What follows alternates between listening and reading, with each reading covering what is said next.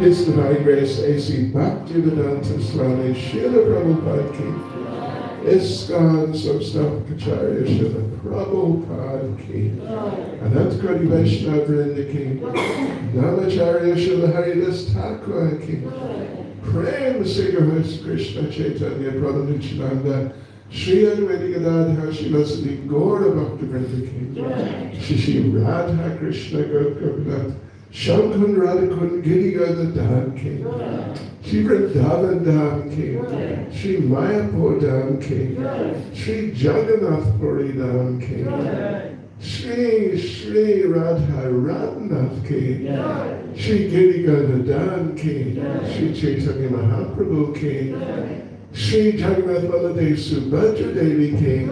Shri Nitai Gaura Sundar ki. Srila Bhakti Vinod Thakur ki. Srila Bhakti Vinod Thakur ki. Srila Bhakti Vinod Thakur ki. Gopremanande. All glories to this among devotees. All glories to this among devotees. All glories to this among devotees. All glories to Sri Guru and Sri Gauranga. All glories to Srila Prabhupada.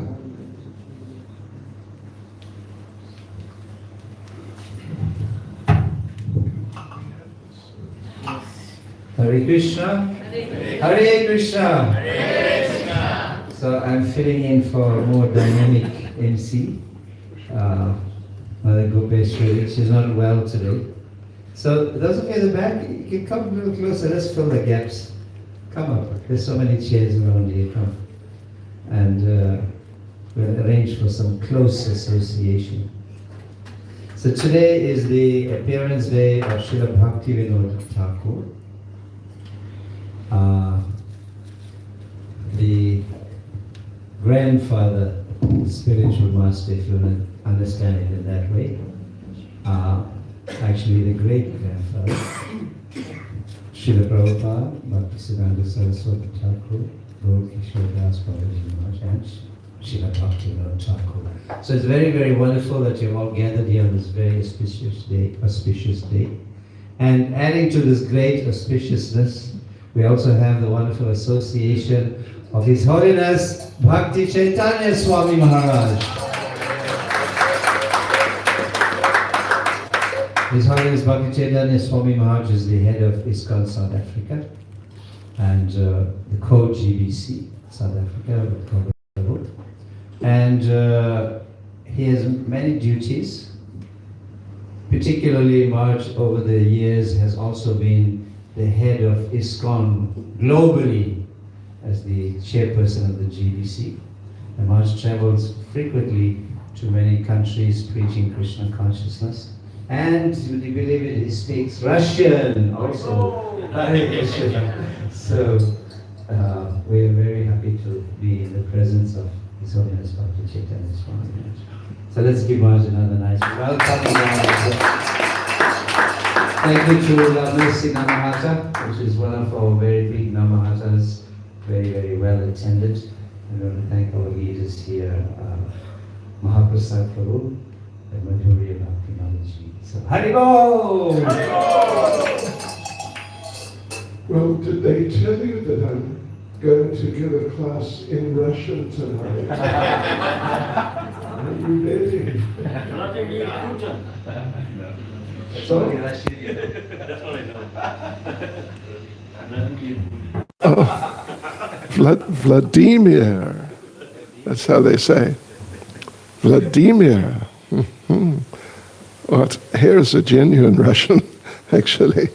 Devotee, yeah. Very nice. This is Acharya Van Prabhu. Yeah. From somewhere in Russia. Which part of Russia? Where? North part of European. North part? Like Murmansk? Or? A little bit southern. Okay. Oh, Archangelsk. Anyway, devotees and friends, Hare Krishna to all of you. And thank you for coming. And you're a long way away, you know. You can move forward if you like. We got some beautiful carpet here. It is just comfortable like you wouldn't believe. Ajal, ajal. You know what we say, right? You can come closer because I will not bite. I am vegetarian. So you don't need to worry. Yes, sorry for the silly jokes, but anyway. Om Namo Bhagavate Vasudevaya.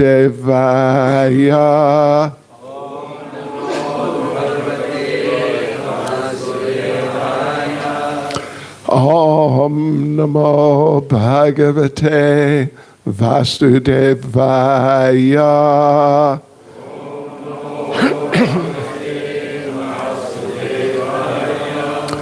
Om Namo Bhagavate Vasudevaya.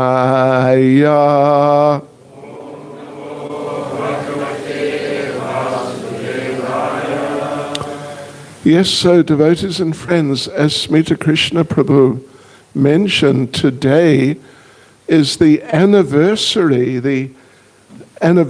of the appearance in this world of His Divine Grace, Bhakti Vinod Thakur. I don't know, is his picture here? Maybe not. But anyway, yeah, on all our altars, even for those of you who have altars at home, Krishna conscious altars, his picture may well be there. Certainly, like in our Phoenix Temple in Radhanath and Chatsworth and all over the world, there are pictures of him on the altar, right on the altar. In fact, he is the father of Srila Bhaktisiddhanta Saraswati, who, like biological father of Srila Bhaktisiddhanta Saraswati, who was the spiritual master of Srila Prabhupada, our Srila Prabhupada. Yes, so he's a very important person and a very influential person in terms of the development of Krishna consciousness. So I'll read a verse. I'm going to read a verse from Bhagavad Gita or Srimad Bhagavatam. I'll just have a look, see. And then say a few words about Bhakti Vinod Thakur. First of all, though, let me just offer a few prayers. Nama Om Vishnupadaya Krishna Prestaya Bhutale Shrimati Bhakti Vedanta Swami Namane Namaste Saraswati Devi Gauravani Pracharane Nirvishesha Shunyavadi Pastyachadi Jatarane Vanchakalpatrulubhyas Kripa Sindhubhya Evacha Patitanam Pavanebhyo Vaishnavebhyo Namo Namaha. Sri Krishna Caitanya Prabhu Nityananda Shri Advaita Gadadha Shivas Adi Gaura Bhakta Vrinda. Hare Krishna, Krishna Krishna, Hare Hare. Hare Rama, Rama Rama, Hare Hare. Yes, well, I hope you're all happy in Krishna consciousness. If we're really, of course there are degrees, but if we're really Krishna conscious, we will just automatically be extremely happy.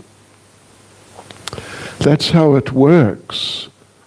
Just like if you have a very nice meal, and I don't want you to have to worry about it too much, but I think you are going to get a very nice meal in a little while. It won't be long. And so if you have a very nice meal, then you feel, naturally you feel very satisfied and Yeah. So similarly, if we're really Krishna conscious, we'll just naturally feel very happy. So, right, I will read a verse here from Scripture. I'm still just mulling it over, which verse I should read. I'm going to read a verse, something to do with spiritual master, because Bhakti Vinod Thakur was great spiritual master. For many people, going back into the 1800s, the 19th century. What an amazing person. What an impact he had on people. So, I think I've figured out what verse I will read, and I just need to locate it. Here it is. It's very nice having a computer, because this computer is full of nectar. It's just full of, you wouldn't believe it, all of Prabhupada's books, conversations, etc., etc., etc., plus many other things are here on this computer. So anyway, here we go. I think it's quite an appropriate verse under the circumstances. Well, I'll read a couple of verses, in fact. Beginning with Chaitanya Charitamrita Madhya Lila chapter 22, which is titled The Process of Devotional Service, and it is actually a conversation between Lord Chaitanya himself and Srila Sanatana Goswami, one of the 6 Goswamis, and in fact the most senior or oldest of the 6 Goswamis, who were the closest associates of Lord Chaitanya. So here we go. Well, Madhya Lila chapter 22, and this is verse 54. And I'll read 1 or 2 other verses following too. Sadhu Sangha, Sadhu Sangha, Sarva Shastre Kai, Lava Matra Sadhu Sangha, Sarva Siddhi Hai. And the translation, the verdict of all revealed scriptures is that by even a moment's association with a pure devotee, one can attain all success. Sadhu Sangha means the association of devotees, but particularly in this context, very advanced devotees. And Sarva Shastre, all the scriptures, they say, Lava Matra, just a very brief period of association. I mean, actually, well, you could just say a moment, just like that, of association with such a great devotee. Sarva Siddhi Hai. Can bring one all perfection. And the next verse is also very nice. It's a verse from Srimad Bhagavatam, 1st Canto, chapter 18, verse 13. Tuliyama levenapi naswargam napunarbhavam bhagavat sangi sangasya Martyanam kimuta shisha.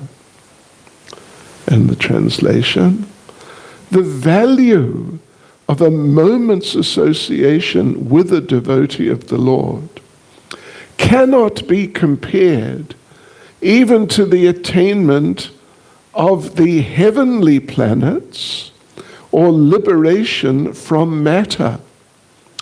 And what to speak of worldly benedictions in the form of material prosperity, which are those who are meant for death. Let me see if there's another one, interesting one. Let's just, I think, leave it at that. Let me just leave it at that for the time being. But those are really important verses. Right, so let us just say a few words. You know, I remember when I was here last time, some of you may remember, and I sort of rattled on, raved on, for well over an hour. Let me apologize. Yes. Let me apologize for doing that, although I think what we were talking about was certainly of value, but we'll keep it a little more concise here this evening. So, but the main point is, of course, the point in general is extremely important. But in a particular sense, we are bringing up this subject because today is the appearance day, or we would say the birthday in sort of Western terms. Yeah, Janam Din Ki Shubh Kamnaye. You understand that? Oh, Janam Din, yeah. What do they say? The sort of that's Shuddh Hindi. It's like Sanskritized. Janam Din Ki Shubh Kamnaye. But what do they say often? Janam Din Mubarak. Mubarak, don't mind me saying it's Mubarak. Oh, I'm so sorry. But it's Muslim. It's Urdu. It's not from a Sanskrit background.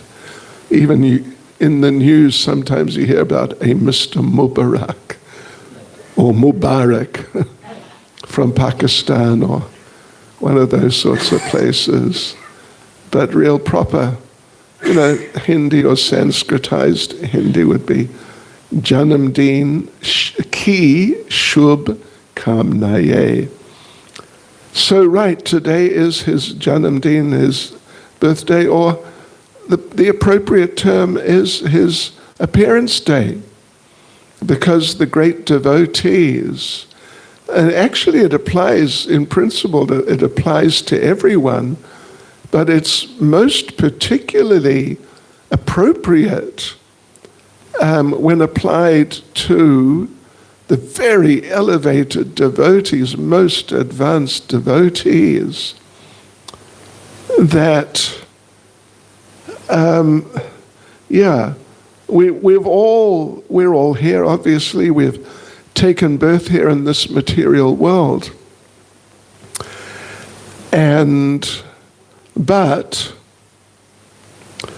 prior to that, we had taken birth before, in our previous lifetime. And who knows what type of body we had, what type of person we were in our previous lifetime.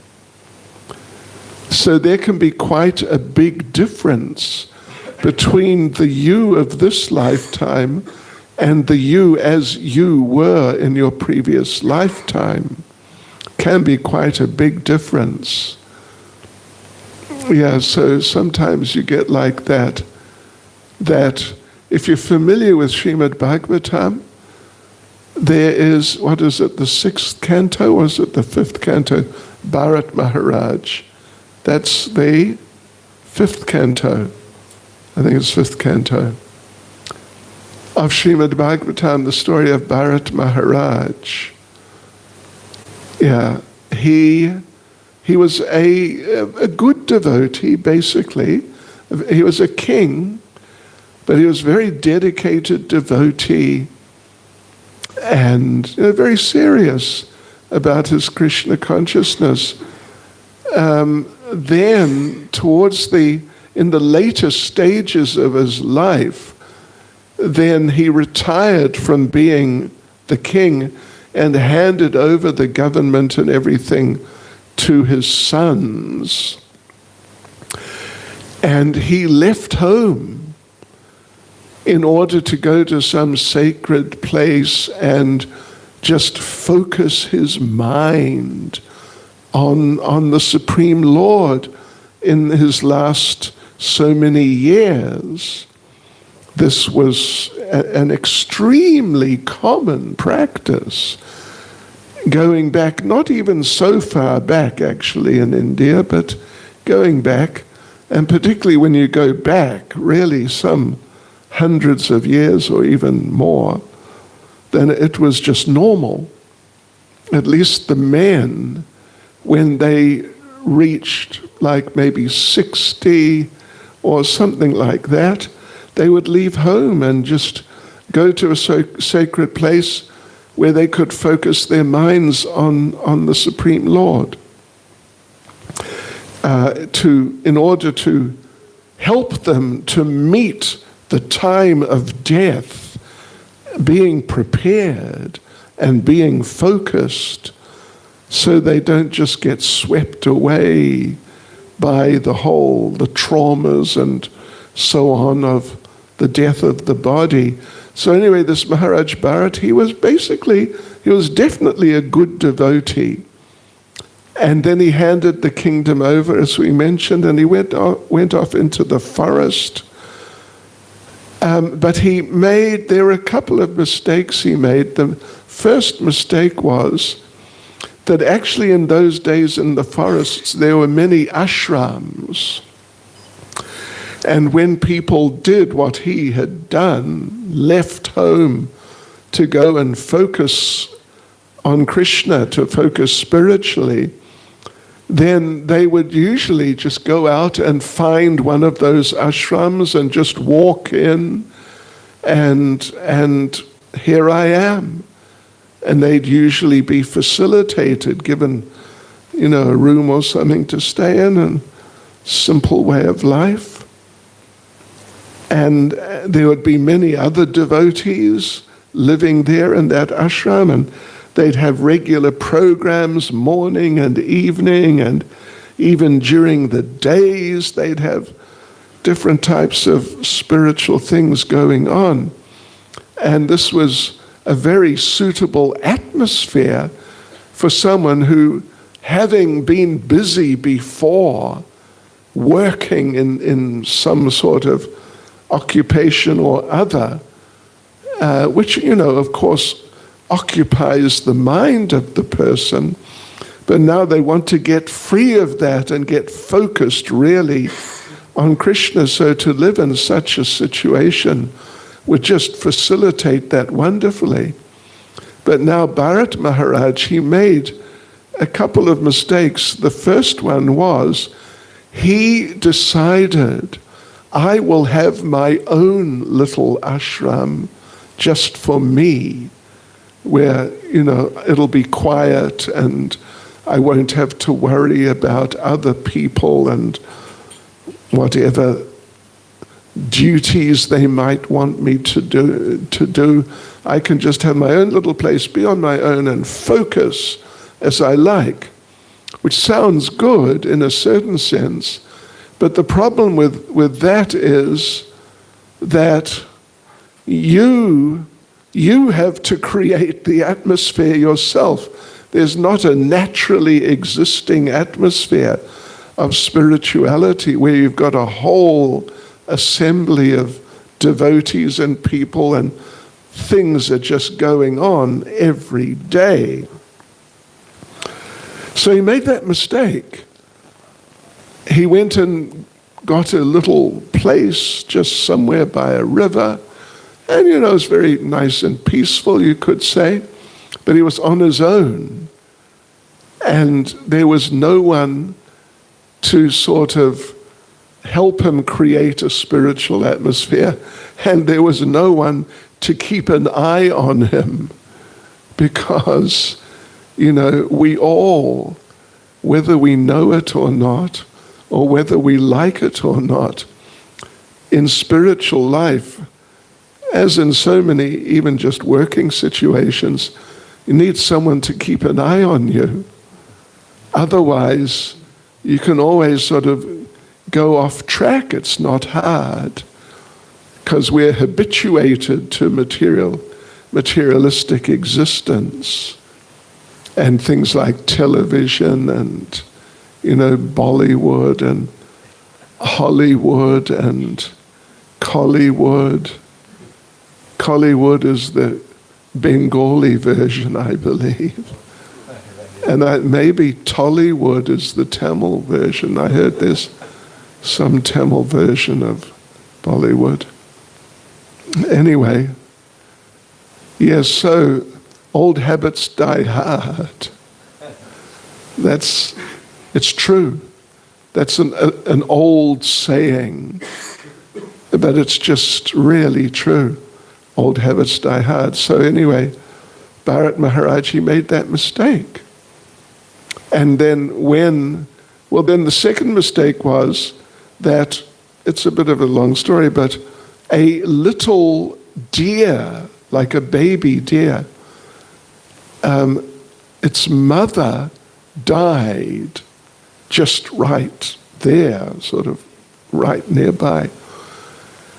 And that little deer came to Bharat Maharaj for shelter and to be looked after and fed and so on. And, devotees will do things like that. Devotees care. This is one of the first things that should be there in devotees' characters, is that they care about others, particularly spiritually, but even just in general. They care, and they're not just in it. I'm not just in it for me, and if you come and bother me when I'm busy, then sorry, no thanks. I'll just bid you farewell. So anyway, yeah, it was a nice thing to do in principle, to look after this motherless deer. Consciousness. Oh dear. Dear, oh dearie me. Dear, oh dear. Oh yeah. And he just became overwhelmed. He was just all day, all night, focused. Where's the deer? Is the deer all right? Did I feed the deer? And, different things like this. So he forgot Krishna. And you know what happened to him in his next life? He took birth as a deer. But not just an ordinary deer, because he had been a very good devotee, even you could say a great devotee, more or less. Not really topmost, but very good devotee. So in his next life, as a deer, he had quite some memory, recollection of living as a devotee. So what he did do as a deer, he found an ashram, and he lived in or just right next to the ashram, and was there for all the things that were going on. And the devotees, of course, they didn't chase him away. What's this dirty animal doing here? No, they looked after him nicely without getting carried away. And so in his next life, he became a human again and a devotee. So, yes.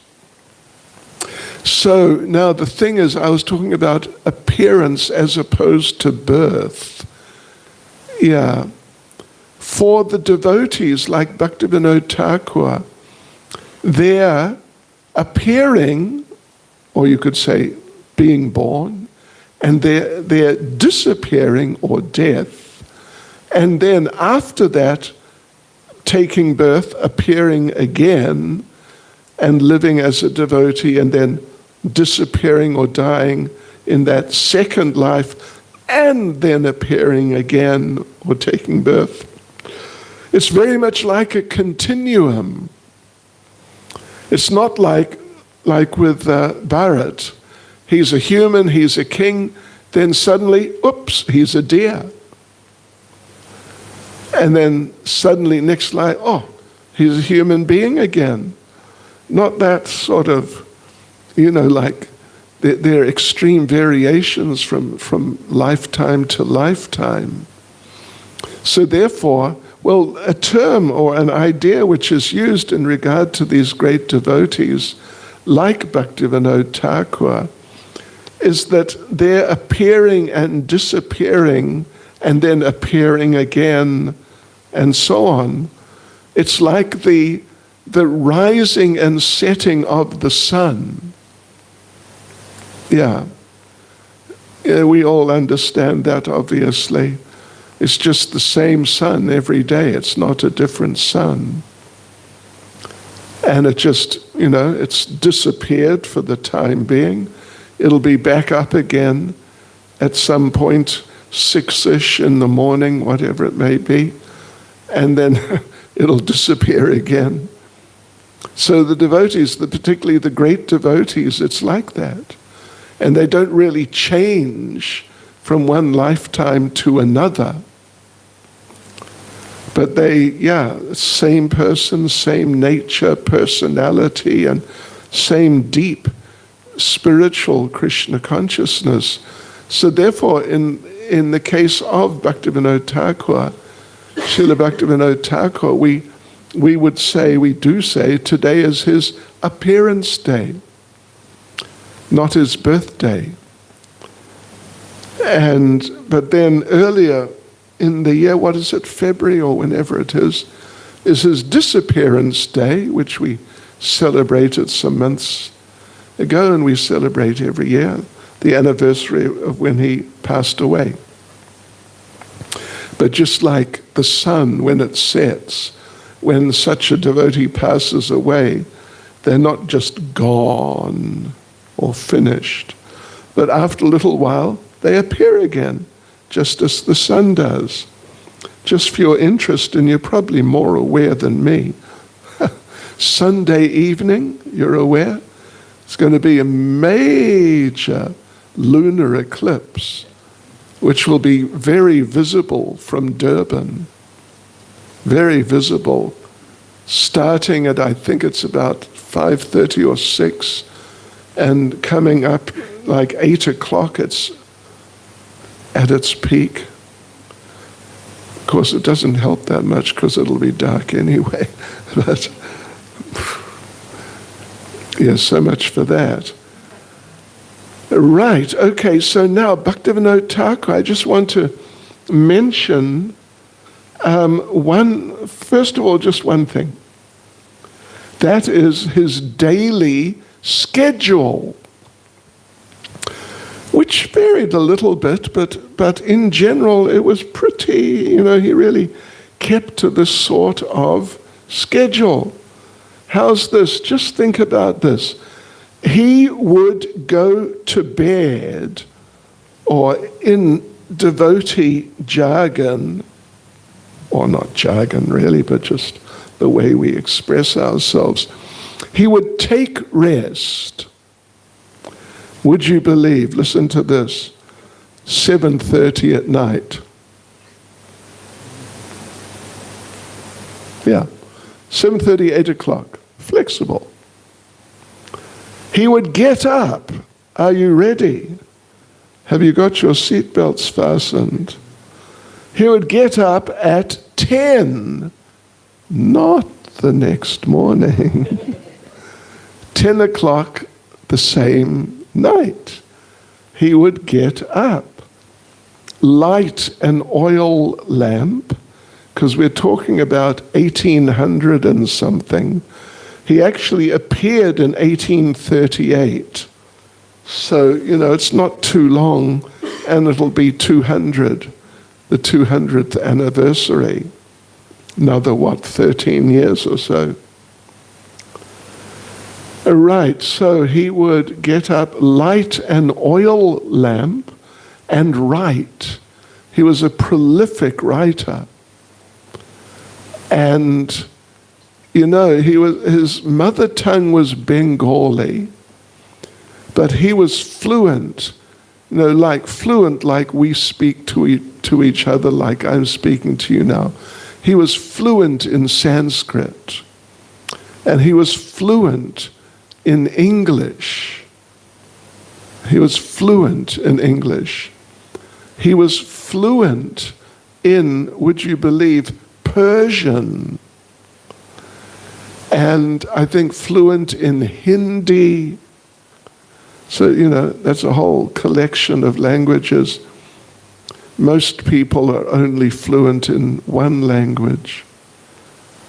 And, like so many people in South Africa from Hindi backgrounds, a certain amount of Hindi, right? Certain amount, but not,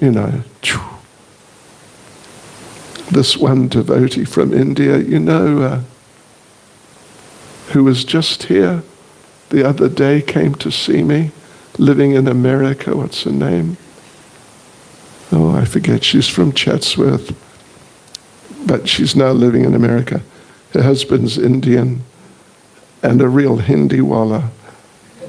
And I asked him, what do you think of the Hindi that South Africans speak? And you know what he said? Maybe I shouldn't say it. I don't want to. Oh, Bhojpuri. And he said, nobody speaks Hindi in South Africa. Anyway, so he would write. And he was fluent in English. Earlier today I was reading from he wrote an autobiography in English. And I tell you what, he was fluent in not kind of funny English, but like real English. So 10 o'clock he'd get up, light the oil lamp and write. At 4 in the morning, he would take rest again and get up at 4:30. Wash his hands and face and chant japa on his beads till 7. At 7, he would write letters. Because, believe it or not, they didn't have WhatsApp. They didn't even have SMS. Sure. There was life before WhatsApp. So he would write letters by hand. Where were we? Yes, that was 7. At 7:30, he would read till 8:30 in the morning.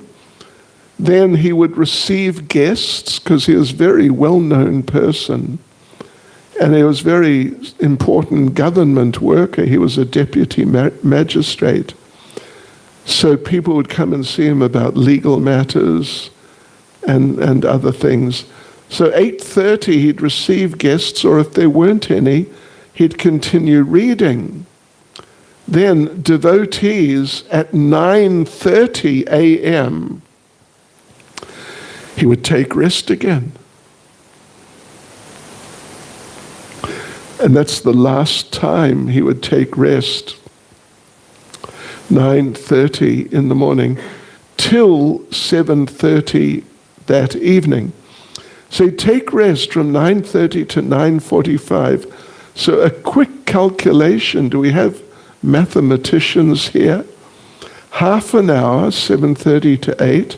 4 to 4:30, another half hour, that's 1 hour. 9:30 to 9:45, 15 minutes. That's basically it. we're looking at a couple of hours maximum or less. He didn't waste time. Srila Prabhupada, there's a conversation of Srila Prabhupada's in which, with George Harrison, the famous musician, who was quite, in his way, was quite a devotee, and they're talking about sleeping. And Prabhupada said to him that, yes, normally after lunch I take rest for a little while, and when I lie down, Prabhupada said, I think to myself, here I go, wasting time again. And Prabhupada would take rest like 10 o'clock and also get up like 1 o'clock. This was just normal. And that's when he not wrote exactly, but dictated his books. So there we were, right? 9:30 to 9:45, he'd take rest, means an hour and a quarter. Yeah, maybe a little bit here and there, but that's about it. So then 9:45, he'd get up and have his bath. When he got up at 4:30, he would just wash his hands and face. But 9:45, he'd have his morning bath, then he'd have his breakfast.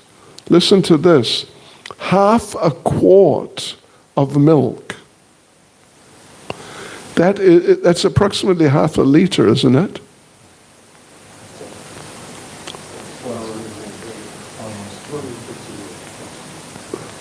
A quart. No. Ask Google Maharaj. He will know. He'll give us the truth we can depend on. A quart of milk or quart of, liquid is what of a liter? 0.9460 is a quart. So it means basically he'd have half a liter of milk, 2 chapatis, and some fruit. Hare Krishna. Then at 9:55 he'd go to court in a carriage. He would wear coat and pants to court with double-sized tulsi neck beads and tilak. He was very strong in his decisions, deputy magistrate. He would decide immediately. He did not allow any humbug in his court. Are you familiar with humbug? It means just idle chatter, chitter-chatter, and like that, sort of just shooting the breeze, as they say sometimes. Yeah, you got to keep to the point. Didn't allow any humbug in his court. No upstart could stand before him. He would shave his head monthly. Yes. He never had any debts. So the court would begin at 10, finish at 1, go home, bathe, and then go back at 2 and do office work. 5 o'clock he'd come back and translate from Sanskrit to Bengali. Then he would take his evening bath and he would take his main meal. So 2 baths a day, and his main meal, rice, 2 chapatis, half a quart of milk, like half a liter of milk. That's a lot of milk, actually. And that's what he'd eat. Rice and probably some sabji, I imagine. Right, so now what do you think of that schedule? Anyone like to try it? See how you do. Prabhuji has volunteered. He will do it for a month, okay? And then write a report. Send a report to us all. Oh yes, past your bedtime. You got another 15 minutes, you can sleep. Try it for a week. I knew devotees when I first joined the temple in London, well, particularly one devotee, he was in the mood that I am not this body, which is true. Therefore, why do I need to sort of cater to this body and particularly go out of my way to just, pamper my body? I don't need to do that. So I remember for a while, some weeks or months maybe, he would sleep for maximum 2 hours. And the only problem with that, unless you're really attuned to it, like spiritually surcharged, so that you actually don't need to sleep so much. You know what happens to you? Take a wild guess. Whenever you sit down, you immediately fall asleep. Even you fall asleep when you're eating. And I came in and saw this devotee one time sitting cross-legged, like Prabhuji is here, with a plate of sabji and like lunch prasadam in front of him. But he had fallen asleep, and totally. And so he was leant over, and his face was in the prasadam. Seriously, I saw it with my own eyes. So unless you're spiritually developed enough, spiritually advanced enough, you cannot do that. More than a very short period of time. Then it'll just catch up with you. And even if you somehow manage to carry on for some time, you become sort of dysfunctional. You can't function properly like normal because it affects the mind. Lack of sleep, like a real lack of sleep, causes some sort of psychosis, some sort of condition like that. So the thing is, Bhakti Vinod Thakur, he's a very great devotee. And he was a prolific writer, as I mentioned. He wrote an English book, which is available, printed recently, I think by our BBT, The Life and Teachings of Lord Chaitanya. He wrote it in 1896 in English, and you read it, and if you can get a copy, you read it, you'll see. He speaks English. He really does. So, and he sent copies of that book to a number of the bigger universities, particularly in America. And Prabhupada explained this fact when he had been in America for a while, explained about Bhakti Vinod Thakur and how he sent these books. And Prabhupada had the names of some of the universities that he had sent books to.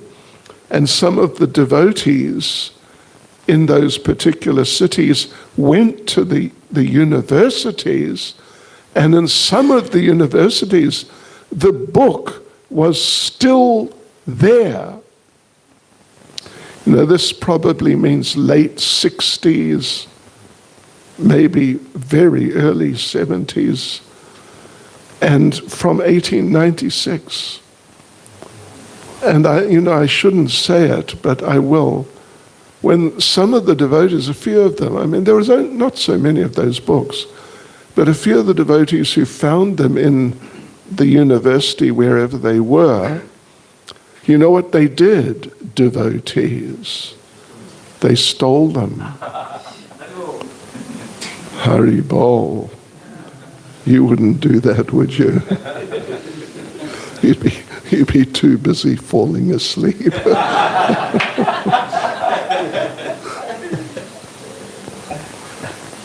But that's a fact. So that was the first attempt or effort to spread Krishna consciousness as such in the Western world. I don't think he sent books to England, not that I heard of, but definitely America and Canada he sent copies of that book to. And some of the devotees, they saw the book, they didn't steal it, but they opened it up and they saw people had taken it out from the university library. Yeah, in a library they stamp in when it's taken and all that. So they had been read. So he was the first person. He was really the pioneer of the preaching of Krishna consciousness outside India, or at least outside sort of the natural Indian sphere of those days. Because, Hinduism at least was going on in many of those places like Indonesia and so on. Yeah, Malaysia was a Hindu kingdom up till, I think, about 900 or so AD. Yeah. Okay, so yeah, he played a very important part. And he made a prediction. What he said, I've got it here, I think. What he said was, he predicted, soon there will be a person who will take the chanting of the holy names all over the world, and devotees from all over the world would gather in Mayapur and chant, Jai Sachinandan, Jai Sachinandan. Yeah. And who was that person? That was Prabhupada himself. Because, Prabhupada took devotees to India. I think it was 1970, maybe 1971. Westerners. Mainly Americans and some British, because in those days British people didn't need visas for India. They could just stay there and live. Yeah, so anyway, Srila Bhakti Vinod Thakur was the pioneer. And he really, he battled to find people to help him, like other devotees who had some spirit of trying to help people by giving them the message of Krishna. He really battled, and actually, more or less, he could not find one. So therefore, he prayed to Lord Vishnu, please send me a person who will be like a ray from you, a ray of Vishnu, who will help me with this mission. And then in that regard, Srila Bhaktisiddhanta was born. His son, he had a big family. Srila Bhaktisiddhanta was sort of in the middle somewhere of quite a number of children. And Srila Bhaktisiddhanta, wow, he really spread Krishna consciousness in a very big way. But outside India, it was not really happening hardly at all until Prabhupada came. And therefore it's in October, isn't it? Is the 50th anniversary of Prabhupada's arrival here. And Prabhupada, of course, he did what he did single-handedly, but he was always remembering Srila Bhakti Vinod Thakur and Srila Bhaktisiddhanta, these great saints who had come before him and who had given him like impetus and inspiration to take this message outside of India and to give it to us. Here we are. What do we call this Desai Nagar, or what's it? Oh, LaMercy, okay, LaMercy. It's a mixture of French and English. LaMercy. Anyway, mercy, yeah. We're here by the mercy of Srila Prabhupada. That's just a fact. And Prabhupada was empowered by the mercy of Srila Bhaktisiddhanta and Srila Bhakti Vinod Thakur. So today is the appearance day of Srila Bhakti Vinod Thakur.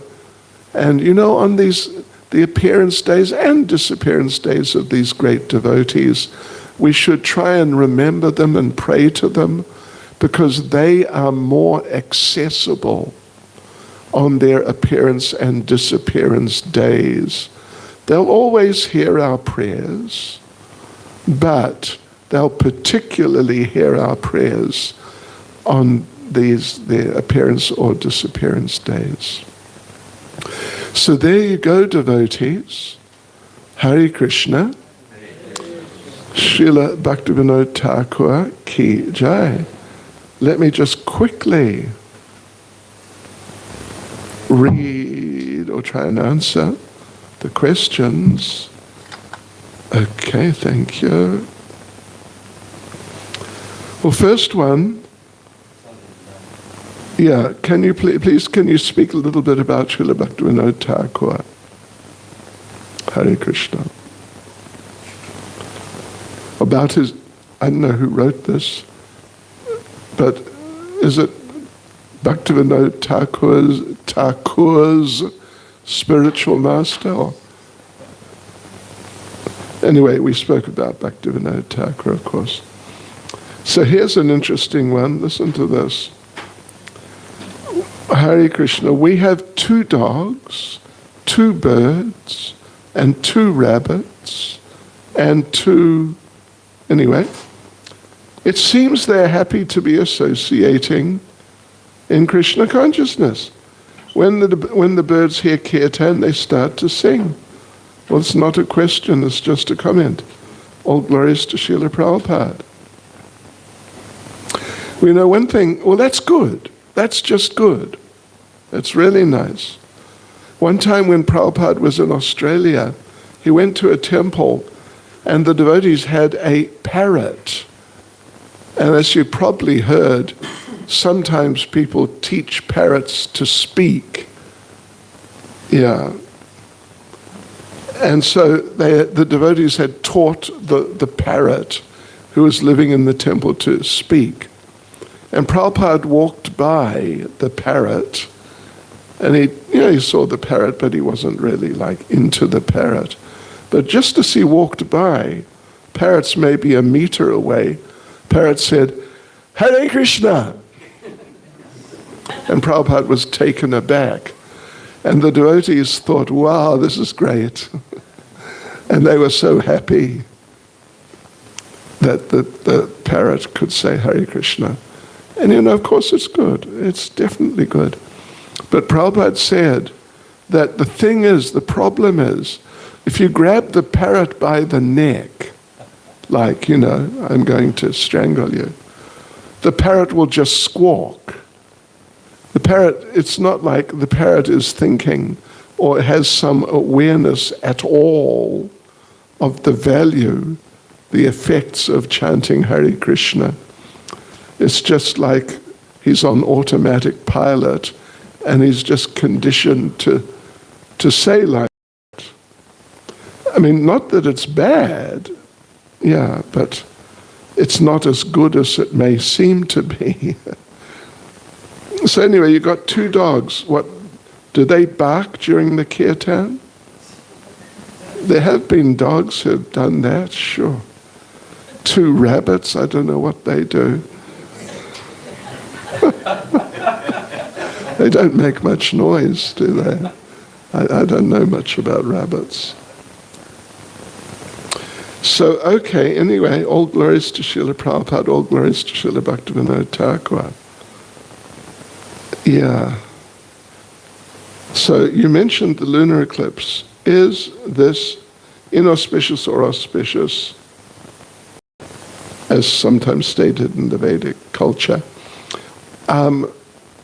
Eclipses in general are inauspicious, not auspicious. They're actually detrimental. An eclipse means, really speaking, that Rahu is attacking, in this case the moon. If it's an eclipse of the sun, then Rahu is attacking the sun, trying to kill the moon, kill the sun, or particularly the deities of these 2 planets. Yeah, in fact, I was reading just today about the incident in Bhagavatam, 8th canto, chapter 9, when Rahu, what's the story of Mohini and the churning of the milk ocean? Out from the milk ocean come all sorts of things, but the main thing is a jug of nectar, which if people drink it, will not make them immortal, but will extend their body's life for a long time, really long time. So the demigods and the demons, celestial demons, they wanted to get that. And it is a long story, but by her arrangement, Mohini, because she is a form of Lord Krishna, she arranged that the demigods get it. But Rahu, who's one of the demons, he understood what was going on, so he quickly sneaked in amongst the demigods and got some of the nectar. But then Chandra and Surya, the deities of the moon and the sun, they noticed, this is Rahu, who attacks us all the time. So they sounded the alarm, and Mohini pulled out her Sudarshan chakra and beheaded Rahu. He had been drinking the nectar, but it was still in his mouth. And she cut his head off. It had not reached the body like the torso yet, so the body died, but the head stayed alive. And this is what happens. It's a planet which comes and covers, in this case it'll be the moon, but otherwise generally it's invisible. So it's not one of the sort of 8 or 9 regular planets, including Jupiter and Venus and Saturn, etc., etc. It's invisible. Okay. Anyway, they're inauspicious. And one time, I was in Vrindavan, and there was a solar eclipse, but it wasn't in that part of the world, in Vrindavan, north central India. It wasn't a complete eclipse, it was just very partial, like a quarter. I was giving Bhagavatam class, and we noticed it was starting to get darker not dark as such, but definitely got like obviously darker. And it stayed like that through the class and for maybe an hour, something along those lines.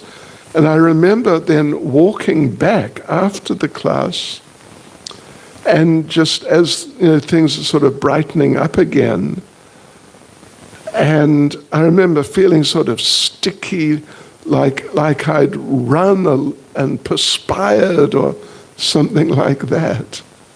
Yeah. So generally it's advised that if you're really exposed to an eclipse, you should take bath and change your clothes. So, okay, here we go. Let's see. Are we there? Last one, it looks like. Last one, yeah. What are the 3 most important spiritual practices or mindsets that Srila Bhakti Vinod Thakur applied in his day that a new devotee can learn from and apply in their spiritual sadhana? Well, yes. I would say, let's just say chanting. He would chant japa for 2.5 hours at least. That was sort of his official time for chanting japa, 2.5 hours. Some devotees are like, what do they say? Speedy Gonzales. Have you heard of? They chant their japa at about 100 miles an hour, 200 kilometers an hour, and they finish 16 rounds and, they just start and then they're practically done. But he would chant, not that he wasted his time, but he would chant for 2.5 hours every day. Yeah. So I'd say that's the first thing. And second thing, he really wanted to spread Krishna consciousness to the world. And he really made efforts to do that. First of all, translating, and then, sending the books out. So I would say second thing would be to help with the distribution of Krishna consciousness by doing book distribution. You all know Radha Charan Devi Dasi, just sitting there with the green and sort of gold-colored sari. She, going back some years, she was in the temple in Cape Town, and some days, what was the most books you distributed in one day? She distributed 2,000 books in one day, devotees, and not just giving them away, but yeah. And she, from one person to another to another. So, 2,000 books in a day, that's really quite something. But if we, even if you just say, take a vow, I will each day distribute a book. That's good. Anyway, to help with the preaching of Krishna consciousness, and even particularly the distribution of Prabhupada's books. And then the third thing, because you asked for 3, I would say that really try and regulate yourself. And don't oversleep, and try and regulate yourself as much as you can to take rest at a decent time, get up after maybe 6 hours, or Prabhupada liked 6 hours, he recommended, or maximum 7.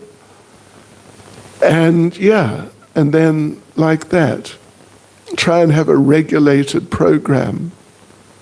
Because in Bhagavad Gita, Krishna says that one should regulate one's senses, means your bodily functions, regulate them. And that really helps to attain stability physically, and physical stability helps with stability of consciousness. So there you go, devotees. Hare Krishna. Srila Prabhupada ki jai. Srila Bhakti Vinod Thakur ki jai. Gaur Premanande. And I think we're going to have an arati. So we'll have arati. So everyone could please stand up. Thank you. Thank you very much. Srila Bhakti Caitanya Swami Maharaj ki, Srila Bhakti Vinod Thakur ki, Srila Prabhupada ki.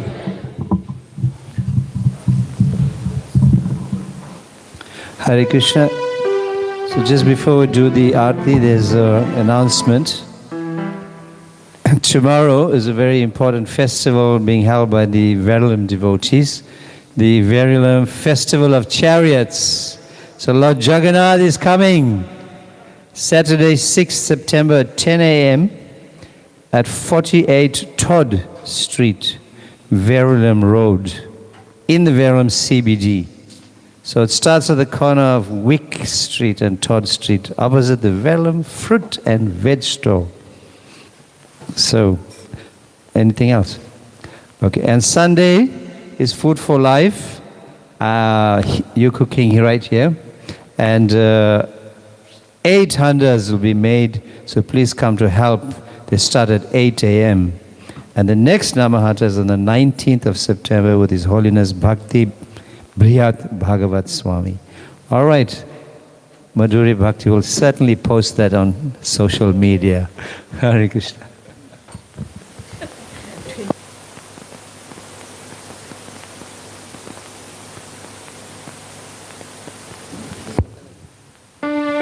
While they're setting up there, one more. On the 20th of September, there will be a kirtan program organized by the youth at Sita's Goshala. And the mother of cows is Shama Kutir. She's right here. Hare Krishna.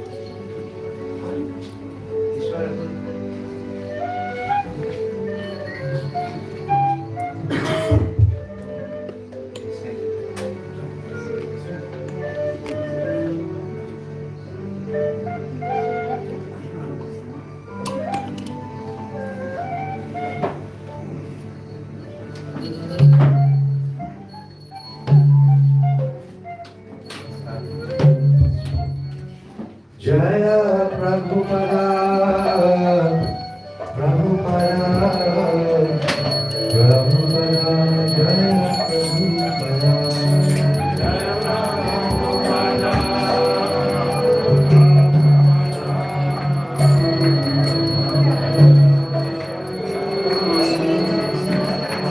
Jaya Prabhupada.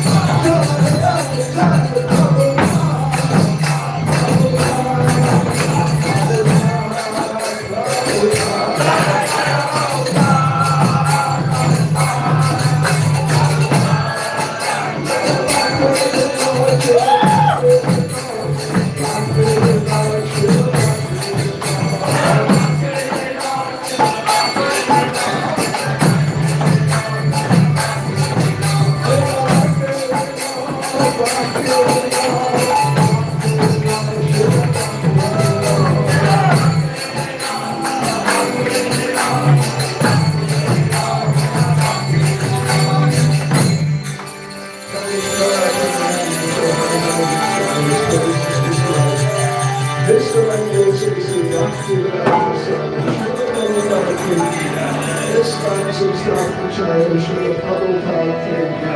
Jai Vishnu Karans of the Magic Chance, His Divine Grace Srila Bhakti Vinod Thakur ki. Srila Bhakti Vinod Thakur ki. Remembrance Day Srila Bhakti Vinod Thakur ki. All glories to the Summer Devotees. All glories to the Summer Devotees. All glories to the Summer Devotees. All glories to Sri Guru and Sri Gauranga. All glories to Srila Prabhupada. Holiness Bhakti Caitanya Swami Maharaj ki.